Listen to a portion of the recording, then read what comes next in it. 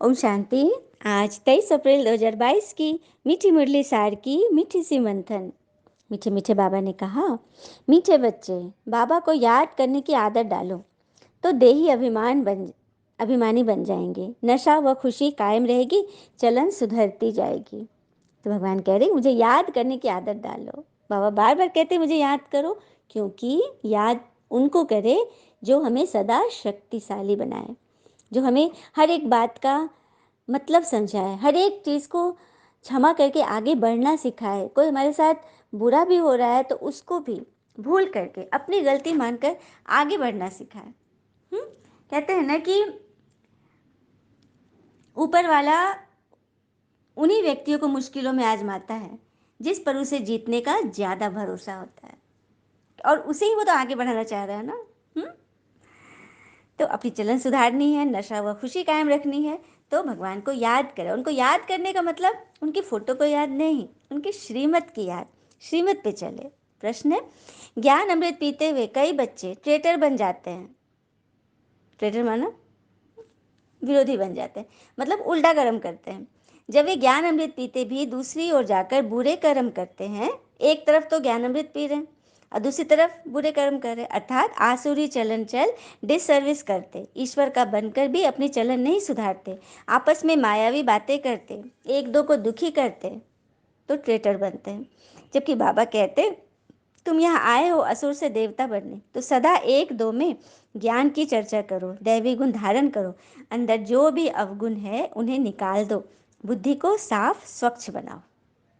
तो क्या बोल रहे बाबा, एक तरफ तो हम ज्ञान अमृत पी रहे हैं, मंथन सुन रहे हैं, और दूसरी तरफ बेकायदे चलन चल रहे हैं, मायावी बातें कर रहे हैं, इधर उधर की फालतू बातें, अवगुणों की चर्चा कर रहे हैं। हाँ, ऐसी बातें कर रहे हैं जिससे मेरा मन भी खराब, वातावरण खराब, और बातें तो खराब है ही। तो हमें अपने कर्म पर बहुत ज़्यादा भरोसा करना है। हाँ, अपने ऊपर कहा जाता है ना कि ईश्वर से भल मत डरो, लेकिन अपने कर्म से जरूर डरो।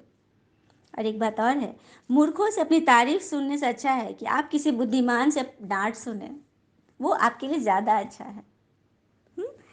तो बुद्धि को साफ स्वच्छ बनाना है, और कोई मेरे साथ कुछ बहुत बुरा हुआ है तो उसका कारण क्या है। कुछ ना कुछ तो ऐसा है जो आपके साथ हुआ है। चलिए इस पर एक कथा सुनते हैं। एक बार की बात है, एक किसान और उसकी पत्नी, उसका एक बेटा और एक बेटी। किसान अच्छा खासा फसल उग रहा था, कमाई भी हो रही थी, ठीक ठाक बहुत अच्छा चल रहा था, घर किसी चीज़ की कमी नहीं थी। उसका बेटा अच्छे स्कूल में पढ़ भी रहा था, लेकिन उसकी एक बेटी थी, छोटी बेटी थी, जो कि जन्म से ही पैर सपाइस थी। जन्म से ही कितना डॉक्टर दिखाया, वैद्य किया, हकीम गए, लेकिन उसकी बीमारी ठीक नहीं हो रही थी। सबने हाथ खड़े कर दिए कि नहीं, ये नहीं ठीक हो सकता। बड़ा दुखी रहता था किसान और उसकी पत्नी, बहुत दुखी, हर जगह दिखाए लेकिन नहीं। एक बार उन्होंने सुना कि गांव में कोई बहुत बड़े महात्मा आए हुए हैं जो हर एक कारण का निवारण बताकर, मतलब समस्या का निदान बताते हैं। तो लोग गए वहाँ, तो देखा कि काफ़ी हजारों की संख्या में पंडाल में लोग भरे हुए थे।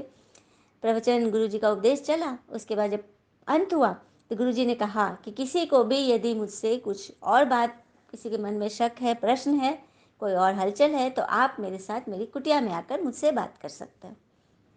उसके बाद गुरुजी उठ के चले गए। तो ये किसान को लगा कि अरे, ये तो मुझे अच्छा मौका मिला, मैं जाकर गुरुजी से मतलब सामने से बात करूँगा।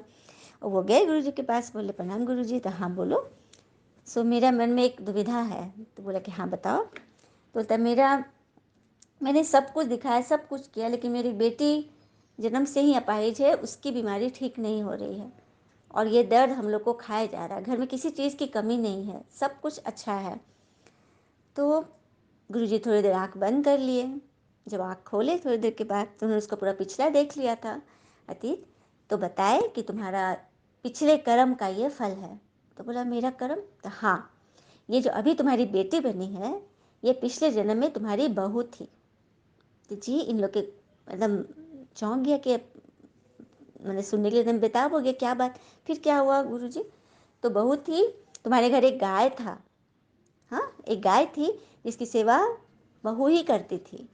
तो एक दिन दूध निकालते समय गाय ने पैर मार दिया और सारा दूध गिर गया। बहू तो बहुत डर गई, लेकिन क्या करती, पूरा बाल्टी भरा हुआ था कि दूध गिर गया। सो तुम्हारी पत्नी आई और एक छड़ी लेकर के अपनी बहू के पैर में मारने लगी, और गुस्से में इतना मारी कि उसके पैर टूट गए और वो सारा जीवन लंगड़ाते हुए चली। तो यही तुम्हारे वो कर्म थे जो तुम्हारी वही बहू बेटी बनकर तुम्हारे घर आई है, और अब तुम जीवन भर उसके दुख से तुम दुखी हो, तुम दोनों। इन लोगों की आंखें खुल गई। लेकिन गुरुजी ने यह भी बोला कि तुमने अपनी माँ बाप की बहुत सेवा की थी पिछले जन्म में, इसीलिए उनके पुण्य के कारण तुम अभी धन्य धान से सब सही हो। तो बोला जी महाराज जी। उसके बाद इन लोगों को पता चला, उसके बाद फिर घर गए, सबको समझ में आ गया, मन के उनको क्वेश्चन का आंसर मिल गया, क्योंकि सब जगह तीर्थ कर रहे, ये कर रहे, आखिर क्या बात है, तो राज पता चल गया। तो देखा, ये होता है कर्म का फल। कर्म का फल हमारा पीछा नहीं छोड़ता है। हाँ, हम जिस जन्म में भी हम कोई पाप कर्म किए होते हैं ना, तो उसका फल हमारे पास जरूर आता है।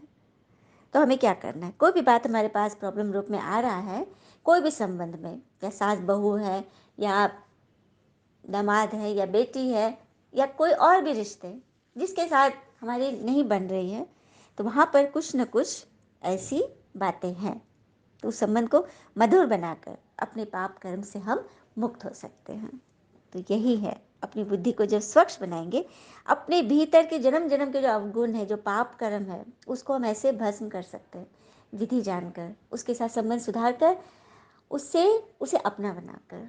देखिए, बातें हर किसी के साथ है, कोई भी यहाँ सर्वगुण संपन्न नहीं है, अवगुण तो हर एक के अंदर है, लेकिन हमें उसकी विशेषता देखनी है, उसमें विशेषता क्या है। हाँ, वो बहुत सीधी है, यदि मेरी बात मानती है तो हम उसे जरूर अपना बना लें। हाँ, हम बढ़कर दे ना, ये होता है। फिर धारणा बाबा ने कहा, शुद्ध भोजन खाते हुए भी आत्मा को पावन बनाने के लिए याद की मेहनत जरूर करनी है, याद से ही श्रेष्ठाचारी बनना है। तो ये याद ही हमें ये सिखाएगा कि हमें किस, भगवान तो यही कहते हैं ना कि जो कि तुम्हारे सामने आया है तुम्हारे कर्म का फल है, उसे मीठे से स्वीकार करो। और कहते हैं ना, काम बड़ा करिए मगर बर्ताव ऐसा रखिए जैसे कि मैंने कुछ किया ही नहीं है, क्योंकि एक महान व्यक्ति की यही पहचान होती है, जिसने बता दिया मैंने ये किया, वो किया, वो किया, बस वहीं पे खत्म। हमने सुना है ना, नेकी कर और दरिया में डाल। आप गुप्त रहिए, आपके काम प्रत्यक्ष हो जाएंगे, उस व्यक्ति का भला हो जाएगा। ये कितनी बड़ी बात है, हर घर में स्वर्ग आ जाए, हर घर खुशहाल हो जाए। छोटी सी बात, छोटा सा ईगो है, उसको बस हटाना है, अपने मन बुद्धि के दरवाजे खोल देना है सबके लिए, सबको स्वीकार कीजिए। तो हमारे विकर्म विनाश होंगे। आपस में ज्ञान की चर्चा कीजिए, मायावी बातें नहीं करी, इसका उसका फलना चिलना नहीं करना है, उसने ऐसे किया वैसे किया नहीं, जो बातें हुई हो गया, भविष्य की चिंता भी नहीं, वर्तमान में रहिए, अपने कर्म पर ध्यान दीजिए कि हम क्या कर रहे हैं। वरदान, प्योरिटी की रॉयल्टी द्वारा ब्राह्मण जीवन की विशेषता को प्रत्यक्ष करने वाले संपूर्ण पवित्र भव। प्योरिटी की रॉयल्टी, तो प्योरिटी कैसे आएगी, जब हमारे चेहरे चलन, हमारी वाणी, हमारी सोच, संकल्प जब प्योर हो जाएगी ना, तो अपने आप हमारे चेहरे और चलन से वो प्रत्यक्ष होगी, क्योंकि सोच ही बीज है। सोच जैसा फाउंडेशन लगाएंगे अंदर का, वैसे ही तो नींव जैसी होगी, वैसे ही बिल्डिंग बनेगा। तो सोच को पवित्र रखना है, और सोच को पवित्र रखने के लिए तो भगवान हमें ये मुरली रोज रोज सुना रहे हैं। एक दिन भी मिस हुआ है क्या, नहीं ना। तो फिर ईश्वर की याद, श्रीमत की याद, और उसको धारण करेंगे, अपने आप रॉयल्टी आ जाएगी अंदर से। स्लोगन, होली हंस वह है जो व्यर्थ को समर्थ में परिवर्तन कर दे।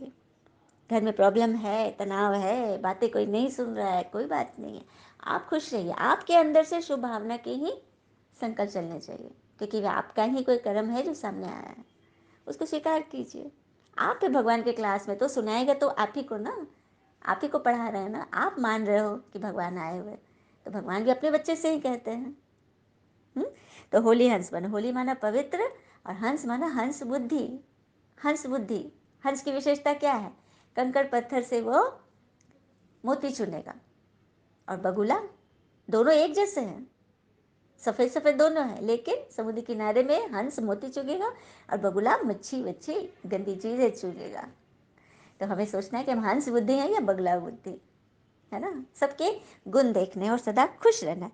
तो व्यर्थ को भी हम समर्थ में बदल देंगे। हाँ, टाइम लग रहा है, कहते हैं ना भगवान के घर देर है लेकिन अंधेर नहीं। यह निश्चय ही हमें बहुत आगे बढ़ाएगा।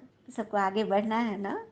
हाँ, और फिर कहते हैं ना, हारे हुए की सलाह, जीते हुए का अनुभव और खुद का दिमाग इंसान को कभी हारने नहीं देता। तो हमारे दिमाग को चलाने वाले हैं यहाँ स्वयं भगवान, बुद्धि के दाता, जो हमारी बुद्धि को एकदम क्लीन कर रहे हैं, अंदर से क्लीन। ठीक है, क्रिस्टल जैसे हम क्लियर हो रहे हैं, ताकि हमें अपने कारण का निवारण खुद समझ में आ जाए और हम उस पर वर्क करें। और सभी कर भी रहे हैं। तो जीते हुए का अनुभव, जो जीते हैं तभी तो अनुभव सुना रहे हैं। हाँ, भगवान ने इतना बड़ा रास्ता दिया, तो ये जीत का अनुभव है, तभी तो आत्माओं को टच भी कर रहा है। अच्छा, ओम शांति। शुक्र है मीठे बाबा, वो बाबा के प्यारे प्यारे बच्चे। All is well that ends well. ओम शांति।